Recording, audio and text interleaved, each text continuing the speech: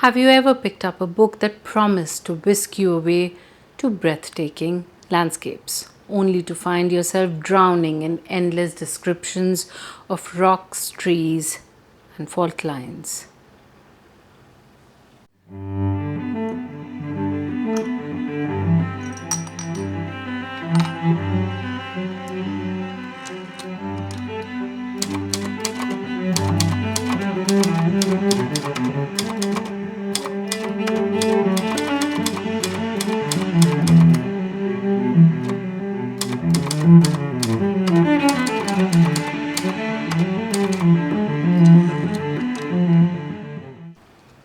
Hi, I'm Rithima. Welcome to The Old Trunk.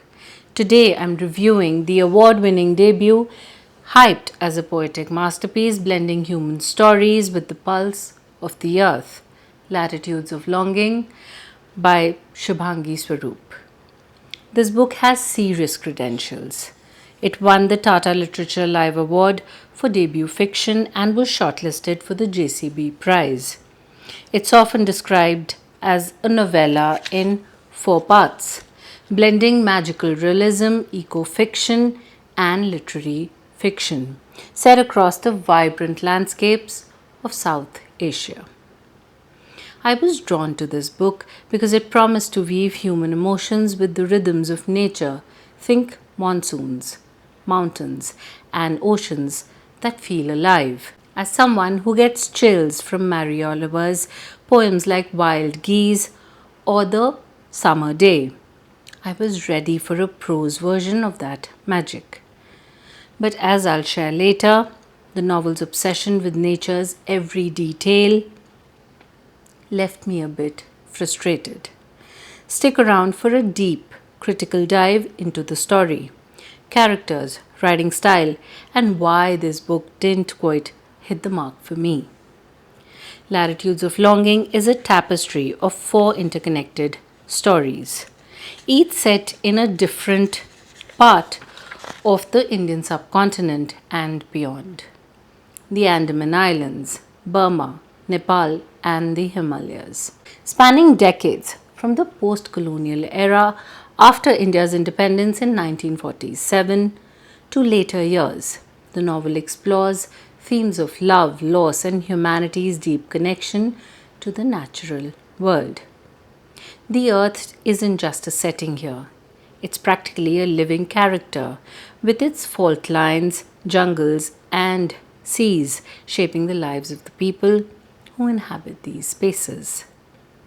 The stories are linked by characters who appear in one section and then reappear or influence another, creating a sense of continuity across time and place.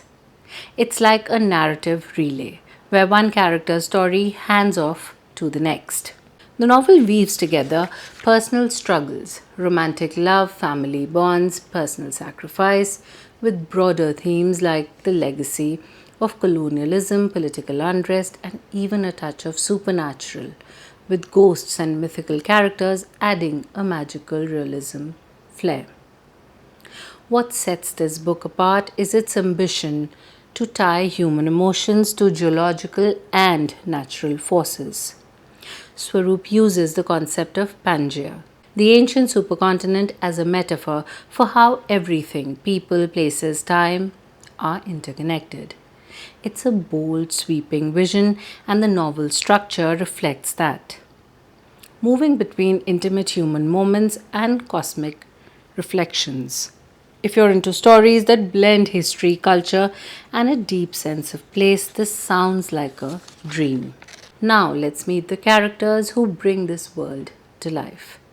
The novel introduces a rich cast, each navigating their own desires and challenges against the backdrop of a dynamic, almost sentient natural world. I'll focus on a few major characters from the first two sections as they set the tone for the interconnected narratives and analyze how they embody the story's themes. First up is Chanda Devi, a clairvoyant woman living in the Andaman Islands in the late 1940s. Chanda is unforgettable. She's not just in tune with people, but with the earth itself. She talks to trees, senses environmental shifts, and even communes with ghosts. Her mystical connection to nature makes her a living bridge between the human and the natural, embodying the novel's eco-fiction core. In the story, Chanda's abilities shape her relationships, but they also highlight the tension between the spiritual and the rational.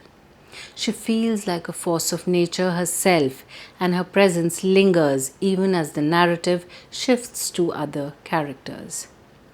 Next, we have Girija Prasad, Chanda's husband and a scientist with the National Forestry Service. Girija is Oxford educated, grounded in logic, and fascinated by the natural world, but through data and analysis. His relationship with Chanda is a beautiful clash of opposites. His scientific mind versus her intuitive, almost otherworldly perspective. The dynamic anchors the first section, Islands, and sets up the novel's exploration of how love can bridge seemingly incompatible worlds. Girija's journey is about opening his mind to Chanda's way of seeing, and their evolving bond is one of the book's emotional peaks. In the second section, Fault Line, we meet Rosemary, a nanny whose story connects the Andaman Islands to Burma. Rosemary is defined by resilience and sacrifice, grappling with a painful past that includes an abusive marriage and the loss of her son, Plato. Her longing to reconnect with him drives her narrative, and her story introduces a political edge, touching on Burma's unrest in the 1970s. Rosemary's quiet strength is compelling, but her arc also raises questions about the cost of love and endurance. She's a character who stays with you, even if her story feels less developed than Chanda's. Then there's Plato, Rosemary's son, a fiery revolutionary with big dreams and bigger risks. Plato's story is one of rebellion and idealism set against political turmoil. His actions ripple through the narrative, connecting to other characters like his friend Thapa, and his arc explores the consequences of standing up for one's beliefs. Plato's passion is infectious, but his story can feel overshadowed by the novel's broader focus on nature.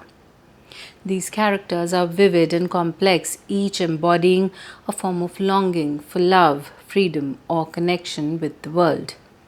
Swarup excels at making them feel real, even when the story veers into the surreal. However, the interconnected structure means some characters, especially in later sections, don't get the depth of Chanda or Girija, which can make the narrative feel uneven. Still, these characters are the heart of the novel, grounding its ambitious themes in human stories. Now let's talk about Shubhangi Swarup's writing style, which is both the novel's greatest strength and, for me, its biggest stumbling block. Swarup's prose is undeniably gorgeous, lyrical, lush, and almost poetic. She paints vivid pictures of the Andaman Islands, turquoise seas, the Himalayas' rugged peaks, and the monsoon's relentless downpours. Her descriptions are so sensory you can almost feel the humidity or hear the rustle of leaves. Swarup's style is steeped in magical realism with elements like talking trees, ghosts, and a turtle that feels almost mythical.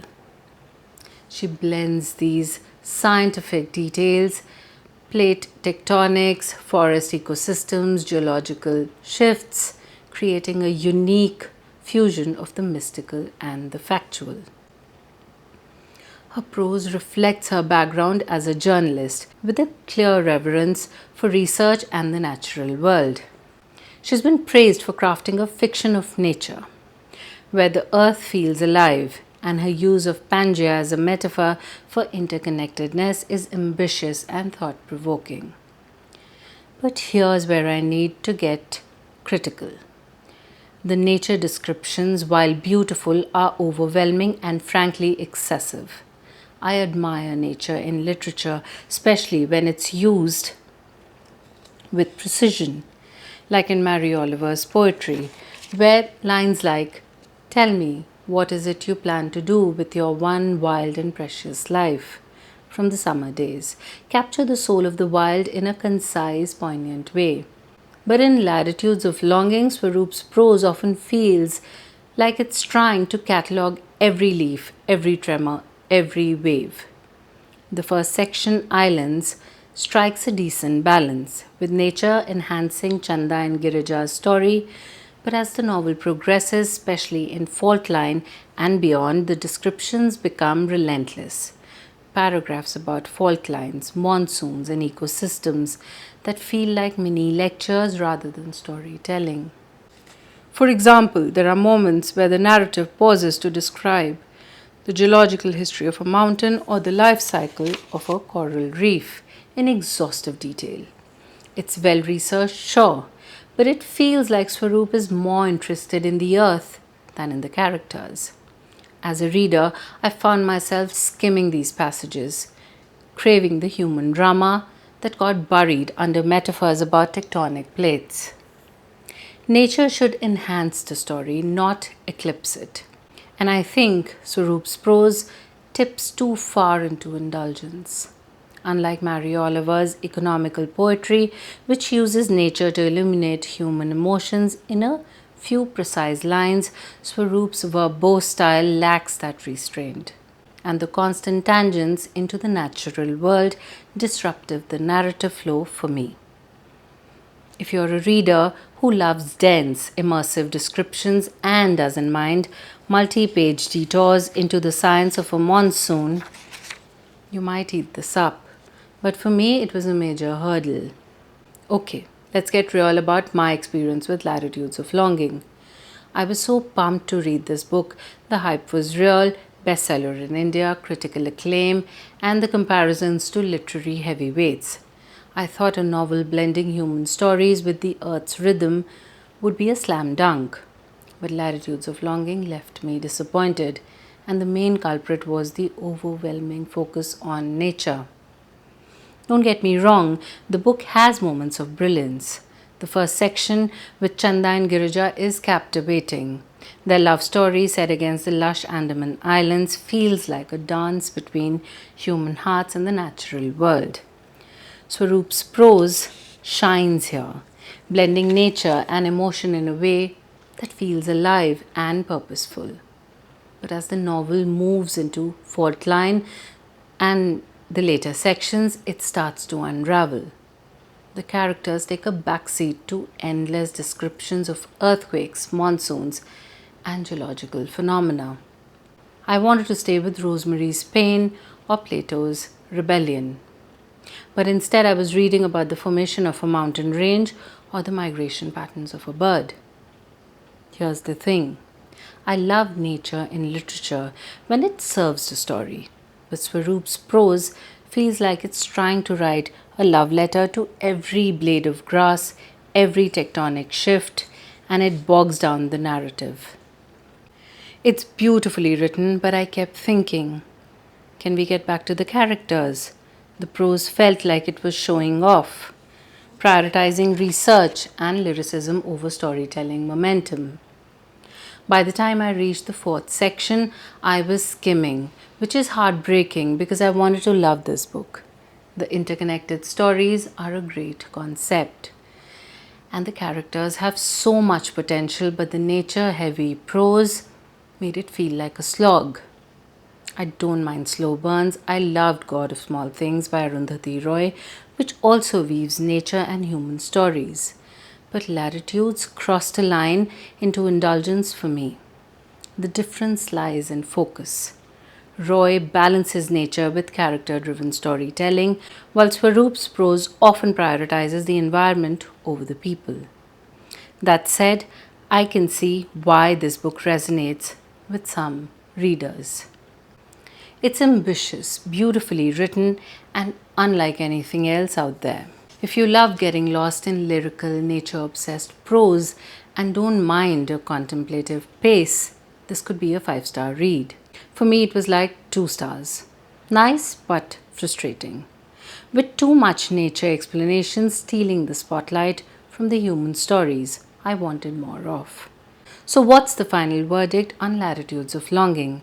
It's a bold, ambitious debut that weaves human stories with the heartbeat of the earth. Shubhangi Swarup's lyrical prose and her vision of interconnectedness through Pangea, nature, and human longing are undeniably impressive. Characters like Chanda, Girija, Rosemary, and Plato bring depth and heart to the novel. And the settings, from the Andaman Islands to the Himalayas, are breathtaking. But for me, the excessive focus on nature's every detail, geology, ecosystems, weather patterns overshadowed the characters and slowed the story to a crawl.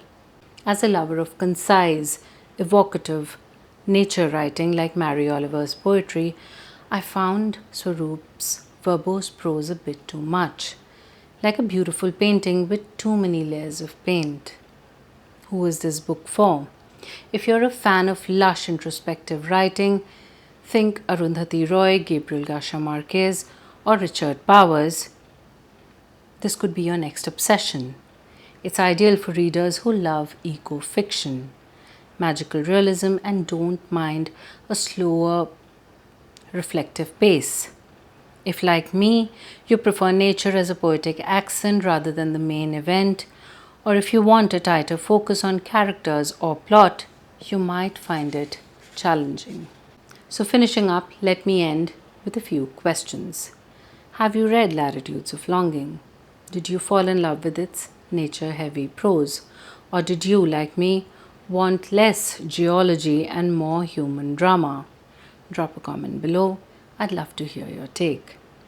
Before I go, a huge shout out to Shubhangi Swarup for crafting such a bold debut. Even though Latitudes of Longing didn't fully click for me, it sparked so much conversation and deserves its place in literary fiction. If you want to check it out, I'll leave a link to grab the copy in the description below. If you enjoyed this review, please give it a thumbs up. Subscribe to the channel if you haven't already, and press that bell icon so that you get notified of whenever I upload a new video.